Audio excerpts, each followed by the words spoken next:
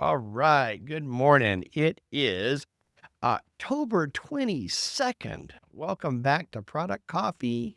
We got some fun stuff today. We're doing something a little bit different for our first cup. We're gonna get a little bit past the article thing, and we're just gonna talk about some cool stuff that we're seeing out there in the overall market. Let's say hello to our panel. She is fresh off a Tedeschi Truck Show, and so she is both fully caffeinated and electrified. It is Allison Herbert, product copy librarian and senior product owner at Milliken and Company. Hey, Allison.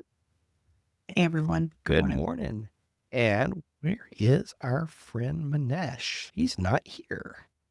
So we're just going to skip on past him. And this guy, though, has coined more t-shirt phrases than any other product copy guest. Steve Johnson, CEO of Product Growth Leaders. And Good morning. good morning. And always exploring the next frontier and never short on a hot take. Please welcome Nandu Shah, president of the Atlanta CTO Club. Good morning. Good morning.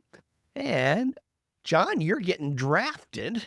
And I don't have a funny intro for you just yet, other than I can't do it. I'm up with something next time. But anyway, John is our main guest today as well. He's vice president of product management at Talogy, and we're going to be going into a really fun conversation today. Starting off with the first cup. So I got an announcement yesterday. I saw an announcement. I can't remember where I saw it, that ChatGPT has released a new browser, ChatGPT Atlas. And so it's a web browser with embedded in it ChatGPT to both do some writing, but every web page that you view, you can put in context and you can chat with that page. I've been using a plugin called Merlin for a couple of years now that does that as well. It's kind of a sidecar on Google Chrome, and you can use ChatGPT or Claude or any of the other models, but Gemini, Grok, you can use as the LLM that you want to have access to, and use it to chat with the web pages, or you can load PDFs into it. It's been a really great tool, especially for research. So ChatGPT has now released their own browser called ChatGPT Atlas, and it has this functionality and some more built in. It brings agents right into your browser. And so that got me thinking it'd be really cool to just have a few minutes this morning where for the first cup, we hear from each of our panelists about what they're looking at in the world of AI. Have you discovered something recently? It's back to what has your attention? Is there a new tool that you're using? Have you discovered a technique? What are you playing with? What are you learning about in AI these days to help enhance your career or just for your own personal interest? I thought it'd be interesting to hear from everybody about that specifically. So my take on Atlas, by the way, first of all, it looks like it's basically just a custom implementation of Chrome because Chrome plugins work in it. It is nice. You hit a ChatGPT button and it will pop open a ChatGPT context window that is your ChatGPT account. So if you've got your personal GPTs, your entire context, they're present there. So it's aware of the full context. So when I was just doing a little bit of experimenting with it for research last night, it was a little bit more seamless than Merlin. But GPT-5 has the problems that GPT-5 has. So I'm not sure I'm getting the best of show from OpenAI yet on that. It's an interesting tool. Check it out. It's free, especially if you've already got a paid account. I think the browser is free for everyone, but if you want the latest models and all the extra features, you'll want a paid account to ChatGPT. So that's my offer for this morning. Let's jump over to Allison. Allison, what has your attention in the world of AI these days? That's a good use case that you outlined there. And when you asked this yesterday, I was like, I went directly to Nandu. You have a visual from a presentation you did where you are on the scale of your journey. And I'm like, I thought for sure I was midway in my journey, and I feel like I've kind of teetered back and forth a little bit with some of where I'm using AI today and where I'm experimenting with it. Most of my work is in the content space and communication space. In the last week, I was able to do some research around some roadmap planning and communications for our teams.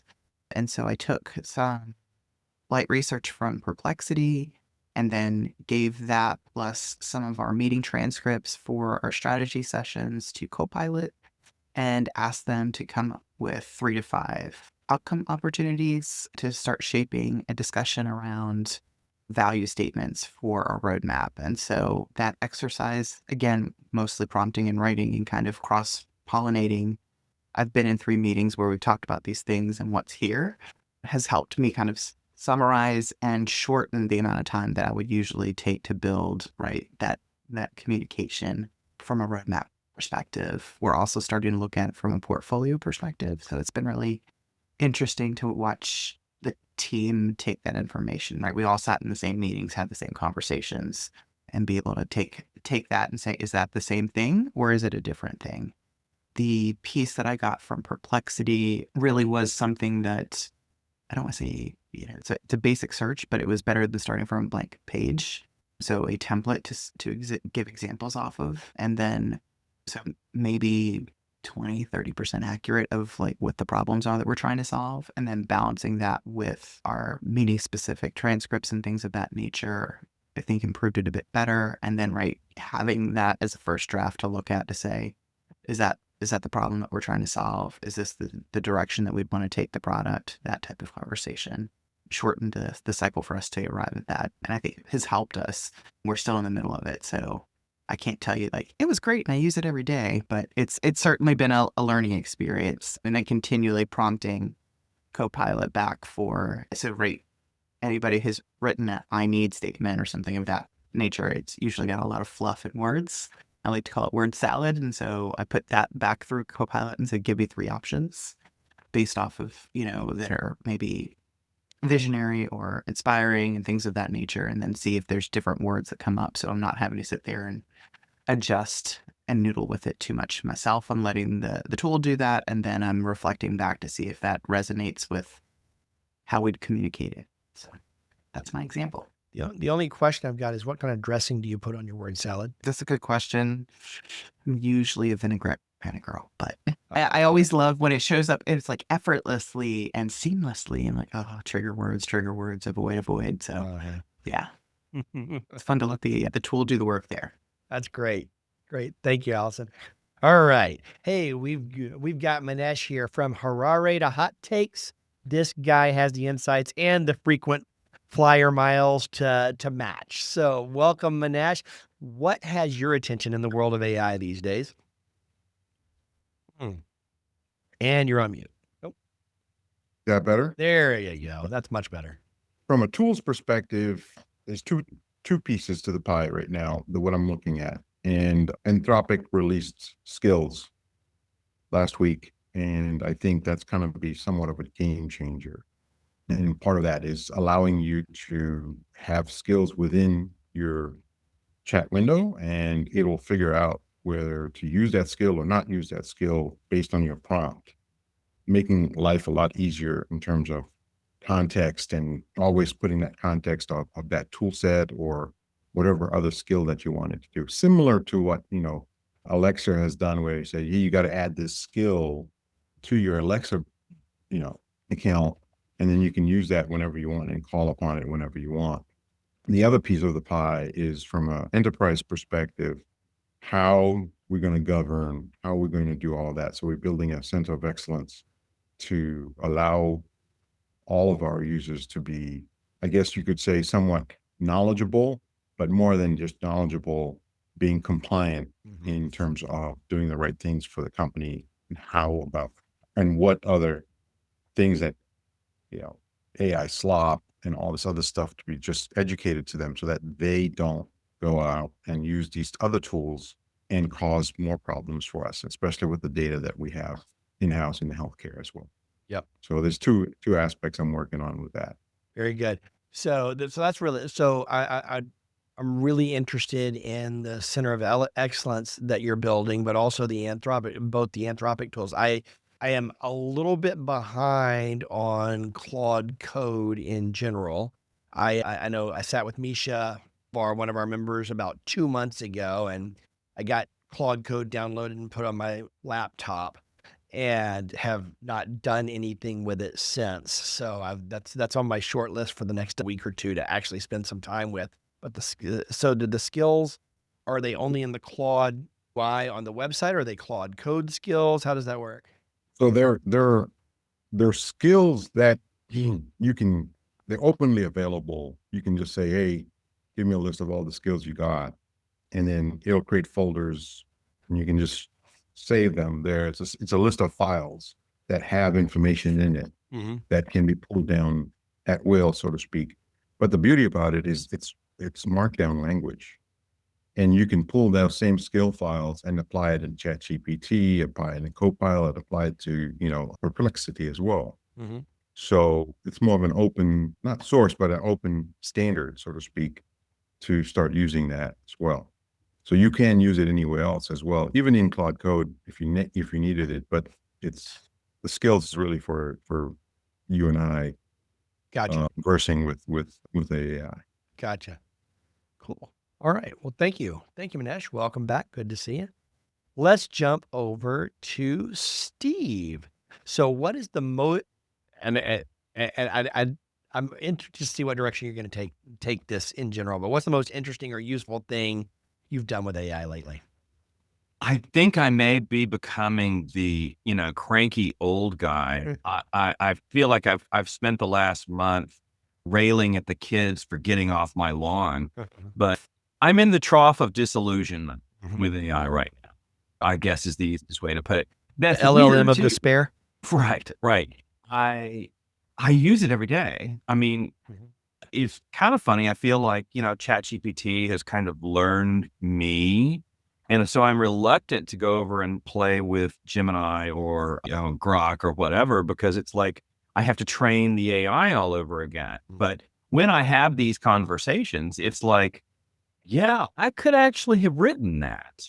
But I find I use it again very frequently for just, bouncing ideas off, particularly with a blog post. I've got sort of an idea, but I don't know where to take it. And it's very interactive for me. But in the trough of disillusionment, I'm like, what is going to happen when these tools are $100 a month per employee? Yeah. Right. What's going to happen when every API call is a penny or a dime? And what's going to happen? No, let me do it this way. How I love salespeople, but the word internal use only is code for them to distribute immediately. Right. How are we going to govern them creating an agent that grabs accidentally all of the customers, not just their customers, and emailing it to whomever, right? You've seen how so many employees, and not just salespeople, treat other people's personal information so casually. How are we going to protect our truly internal information? And so those are the things I'm thinking about is, there was an old Ray Bradbury short story. I think it was Ray Bradbury about the scientists giving nuclear weapons to politicians. And one of the fellows left the room, and when he came back, he found his little boy playing with a revolver that the other person had given him. And he said, what kind of fool gives a weapon to a child? And I think about that a lot when I think of the things that we give our fellow employees who aren't up for using them. Yeah. I'm thinking about That whole notion of governance, and not even governance, but competent training. Getting people to understand, basic firearm safety, basic LLM safety is. I think that's the right metaphor. I remember when I was growing up, my dad said, the most dangerous knife is a dull knife. You need, if you're going to have a pocket knife, and, I was a Boy Scout, so of course I had a pocket knife. I learned to sharpen it and care for it. And yet now it's like, hey, here's this weapon, here's this tool that can be wonderful, and it can be really dangerous, and you need to learn how to use it. And so I'll end my rant. Oh, hang on. I should have given you the full rant experience. To finish my rant, a lot of my clients now are having weekly lunch and learns to share what they did this week, to they're creating GitHub accounts for non-developers to store their information in and discussing it. And I think there could even be a governance role to be played here of going through that sort of weekly experience and finding out how people are using things and being the voice of caution. But definitely, product managers and product marketing managers are finding all sorts of cool things that they can do, but they're learning individually. And I think we have a great opportunity to share that learning with our colleagues. Yeah. And, which is really cool, because when you think about how our profession, our product management profession evolved, especially over the last 20 years, it's been around for longer than that, but especially over the last 20 years, we were figuring out how to do this job that we love to do. And we were teaching each other constantly, here's the way I did it. Here's what worked with my team. And Yes, it was a that's very the origin of collaborative product evolution. camps. Go ahead. And that was the origin of product camps 20 Yep. years ago. Yep. It's like nobody in my company knows what the hell I do. Maybe I can get together with a whole bunch of other product managers and we can figure it out. Or make it up. Yep. Absolutely. Thanks, Steve. All right, Nandu. I am so sorry that I missed that demo that you did last week, but I am really excited to have you here. Would love to hear what you've been playing with and what you've learned recently. Yeah, but so every time I don't say have to get to go last, I have a whole bunch of stuff saved up to respond to. So I'll talk while I share the first thing. Allison mentioned this.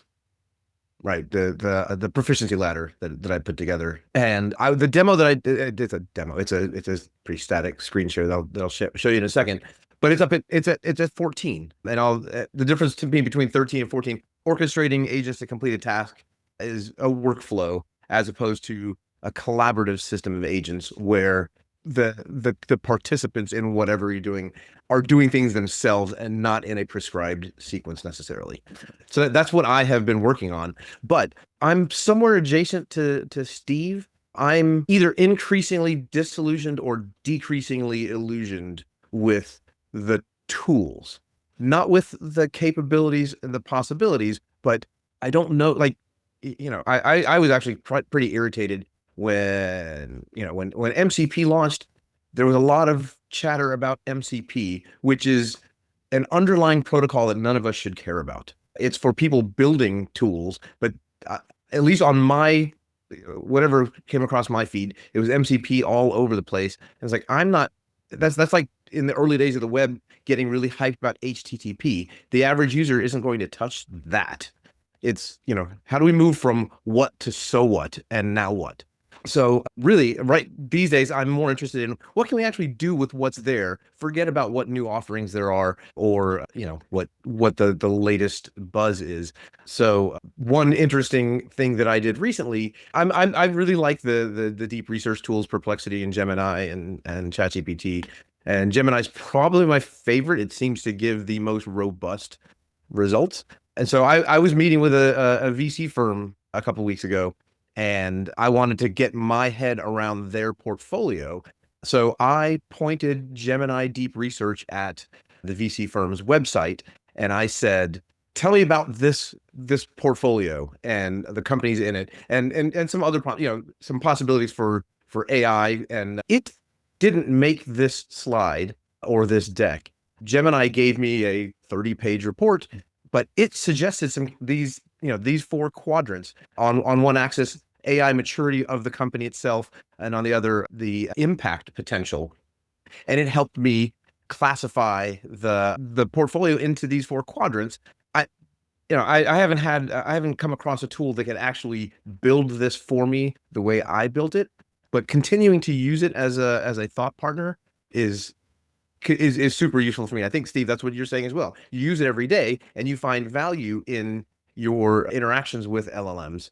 And for me, it's stuff like this. It's what can I make using whatever's out there without caring so much about what the thing is that I'm using. Right. So taking that a step further, what if it's not, and last time I was on Product Coffee, I said something about it matters who the consumer for something is, right?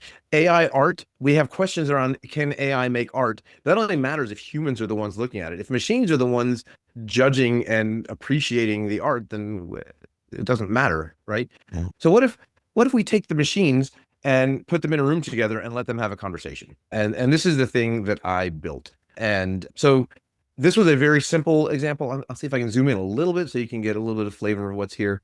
Let's see. So I prompted two, and I built a framework to do this, and I prompted two agents. I named one Alice and one Bob, and I told Alice, I told them both, you're going to get a prompt, and I told Alice, you are in support of whatever you get. I told Bob, you are opposed to whatever you get, but I want you to work towards common ground and consensus with your opponent. And so they both answer in parallel. It's not a back and forth debate kind of situation. And then I also added a facilitator agent to look at the responses from Alice and Bob and decide if there's consensus or not, and then make some suggestions for how they might come closer together. And then finally, I built some quantitative metrics that measure agreement between the participants and stability of the conversation. How much is it changing over time? And over the course of, I think, 6 rounds, by the 4th round, there's medium agreement and medium stability. The conversation is starting to converge. And then by round 6, we have high agreement between them, but there's still motion in the conversation. Stability is medium. And then by round 7, stability becomes high, because by round 7, they just keep going back and forth saying, yes, we agree. Isn't that nice? So, but the framework that I built for this lets me have as many agents as I want, and to imbue each with its own persona and perspective to experiment. So my next step, I want to slap a UI on this and Send it to maybe Washington. share it with people like you, maybe, or send it to you for let my friends play with it and see what we can do with it. Awesome. Very cool. Thank you. So, That's some next level thinking. Minesh, go.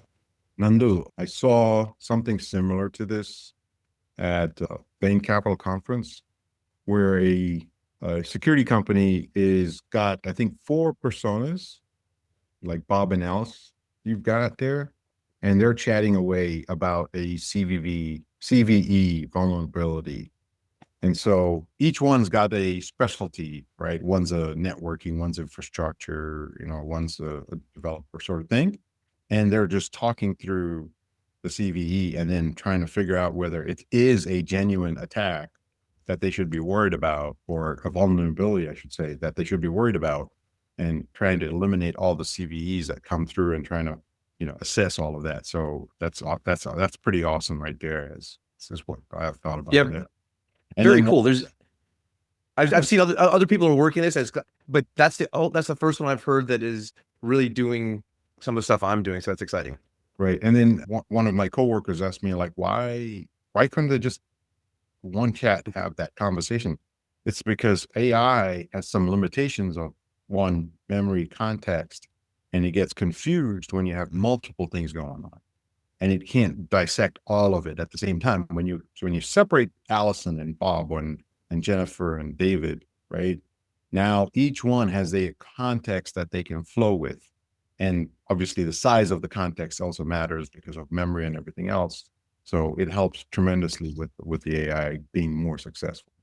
But I'm having this weird reaction to, I'm going to ask my AI to write something to send to another person or another AI who's going to abstract it and provide it to somebody else. And it's just like, I'm going to have my girl call your girl, it's kind of freaking me out, actually, that I'm going to have my AI talk to that AI, and AI is going to be having this whole conversation. And I feel like the typical president who has no idea how anything happens within the company, and it's all magic. But the interesting thing is, and maybe this sort of ties it together, I know we're sort of near the end. Mhm. What's really had my attention, context engineering for AI. Someone talking in the background? Yeah. I Can you think get John John's is, mic on? yeah. Maybe this ties it together a little bit, but what's been on my radar recently with AI is context engineering, and then how that interacts with ChatGPT's agent kit, right? And so, Steve, you were talking about, being able to Well, ChatGPT knows me now. And so I've been working to write agents that are multiple paragraphs long from a context standpoint so that they understand what their role is and what the sources of inspiration are and what their boundaries are. And so can they also have some of those boundaries that, you can give it to someone and it can still be safe, so that they don't do some of those things. And then being able to get the agents to then interact with inside of Agent Kit. So they've each got their own perspective. They've each got their own thing that's driving them and then see what comes out of that. But again, it's got to be something where I am close enough to what each one of these agents would be doing so that I know if they've gone off the rails. Right. Right. I think that's the key that you always have to kind of watch out for is, and that's the tough thing about, some folks that maybe haven't been in the business community as long or doing this where it's like they don't know inherently where AI has gone off the rails. Right. Because it's so convincing Yeah. and confident that when it does go off the rails, if you don't know, you can easily get fooled. And we've seen some pretty notable cases of that. So Yeah. I know that problem is going to continue to get better. And one of the things that I was really excited about when I was listening to the experiment that Nandu's doing is that seems like debate or that interaction between different agents is one of the ways to call out those diversions from reality, those hallucinations, is to have one model checking the other model and Yeah. saying, okay, no, that's not real. And being able to escalate, Mhm. right? So I think about it where it's like, if you had your marketing intern agent and you have your, financial intern agent, and the marketing intern asks the financial intern to say, "Can you give me all of the salaries in the company?" That the financial intern would say, "Well, I could, but I don't think that that's appropriate because of the context I've been given. I'm going to escalate this up to the person that, actually runs the, The fun thing about this conversation is I know that Anthropic and OpenAI and Facebook, and there are a ton of scientists working on these exact questions. There are people that are smarter than me working on these questions in depth. But the fact that these LLMs being so accessible to so many of us it's really democratized this kind of exploration and research so that I may be behind somebody who's out there and been working on this for 10 years, but I'm identifying my own problems. We're identifying our own problems that we want to solve, and we've got the tools to go out there and experiment and learn. It's an incredibly fun time to be alive. Still very confusing and intimidating, but a lot of fun. We're at the top of the hour. We didn't get time for any introductions today, but I was thinking about making this segment a fairly regular part of the first cup exercise and just bringing different people in to share what are you working on, what have you tried, what are you learning, not just with AI, but with other product management tools. What's the latest thing that you've learned? And so if you'd like to participate in that, shoot me an email, jason@productcoffee.com, and we would love to have you as a guest on the first cup as well to be a part of a discussion like this. You can do it if you're in the Marietta or Atlanta area. You can join us in the studio like John is today. Or if you don't want to drive to Marietta at 6:30 in the morning, you can do it remotely on Zoom. We also do this at 11:30 on alternating weeks as well. So there's some later times as well. So today we are going to be digging in with my good friend, John Field. We're going to be talking about a fundamental challenge for product managers. And that is so many product managers talk about wanting a seat at the strategy table. They feel like they're stuck in backlog hell. I'm dealing with the tactical day-to-day execution bits, and I have a hard time figuring out how to be a part of the more interesting strategic conversations. And we're going to talk about strategy as not something that you get invited to, but something that you grow into and you make yourself available for so that you're viewed as a valuable resource within the company. And John's here with me here. John, who is Vice President of Product at Talogy, was a colleague of mine years ago. He's here to help us unpack how if you're earlier in your career, mid-career, and you're struggling for a seat in those bigger conversations, what can you do to build the strategic muscle, build the strategic presence, and build the credibility to be invited into those conversations and have a bigger impact on the company that you're in, or find a place where you can. So let's jump into it. John, you and I've talked about this a lot, and people who are attracted to the product management profession tend to be fairly entrepreneurial and strategic in their mindset already. They may not have the experience to be a master at it yet, but it's not that most PMs lack strategic ability. They just don't necessarily get a chance to practice it enough. So, and we've talked about that. When you look at the gap between that execution level tactical product manager and that strategic product manager, what stands out to you as driving that gap? I think the first thing that comes to mind is curiosity about the strategy that's already in place. Why is it there? How is it working? Being able to say, yes, I'm going to build this great feature, and our users are excited about it. And that's what I'm being asked to do. But why am I being asked to do that? How does that fit into the overall picture? I think that as entry-level PMs begin their journey towards getting that seat at the strategy table, that their curiosity is really a superpower that they need to be able to leverage. Yeah, and so that's really the foundation. And I know, if I think back to early in my career, I had a lot of curiosity. I wanted to know how things work, but I didn't necessarily know how to find the answers. Right? I had my ideas, I had my thoughts. We were in constant execution mode. We need to ship. We were on a quarterly release train, and so we had to feed the beast so that we could get the roadmap delivered as promised. So while many of early career PMs had those questions, it becomes, how do I get the answers to those questions? How do I take that notion of building curiosity and actually exercise it? So what does that actually look like when it comes to real product work? Yeah, that's a great question. So, as product folks, right, part of what we are there to do is to drive delivery, to drive more efficient delivery, to be able to ensure that, the features that we do deliver are providing the value to our customers that need to be there. And when, for a number of times for a junior product manager, right, they are given the project. I want you to go build this feature. As you grow in your career, then you start being able to say, what if we put this on there? What if we put that on there? Those kinds of things from a roadmap perspective. But for junior PMs, right, it tends to be somebody else has figured out, here's the value that we need you to deliver. And so it's about, taking that and then building the detailed backlog, ensuring the right trade-offs are made, escalating the trade-offs, and then being able to get that across the line. And so in any one of those kickoff meetings, right, your boss comes to you and says, here's what I want you to build.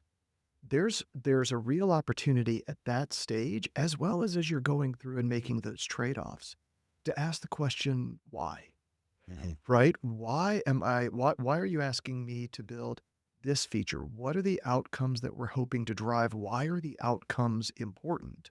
And then as you're getting your head around the why, sometimes you realize that maybe the what might be off a little bit. That, okay, I'm being asked to build a feature that, does XYZ or accomplishes XYZ, but I'm seeing a tension between what we're trying to drive here and maybe what I'm hearing in an all hands meeting about what sales is driving in this quarter or what marketing is doing in the next quarter or those kinds of things. And so I think the thing that I would also tell you as you're growing this muscle, it's that it's not just curiosity in terms of your own leadership chain and the ability to ask those questions of your own leadership chain, but then it's also having the relationships around the business to where you can go to a salesperson that you have a relationship with as a product manager and say, hey, I've been asked to build this feature. I'd love to get your thoughts on it, Mhm. right? And hearing from their perspective, what, from a B2B sense, right? What gets them excited? What doesn't get them excited? Why is that? If you've got relationships then with their boss and can say, okay, as you're thinking about setting, your sales objectives and your quotas for next quarter or next year, how does this fit in? Mhm. Or does it, right? Are you thinking about this from a churn standpoint? Are you thinking about this from a new business standpoint? Why is this feature exciting to you? Same thing for marketing, same thing for other, customer success in the organization, really trying to understand from as many different perspectives around the business as possible, why they think your feature is important or isn't, right? Mhm. Because there very well may be times where you're getting that feedback from the rest of the business that says, hey, wait a second, like the product organization thinks this is really valuable, but it turns out that going around the business, they don't think that this is valuable. And so even being able, if you find yourself that you're in that situation, being able to come back to your leadership and say, hey, here's what I did.